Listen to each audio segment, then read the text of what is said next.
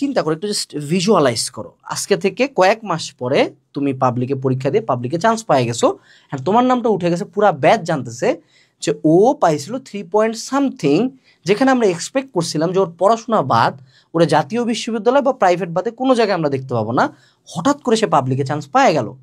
You will become a celebrity, রাতারাতি celebrity হয়ে যাবা। অ্যান্ড এটাতে তোমার লাইফে খুব বড় চেঞ্জ হয়ে যাবে না, কিছুই না, কিন্তু you would be an idol. তুমি অনেক মানুষের ভরসা হবা, অনেক মানুষজনের সাহস হবা।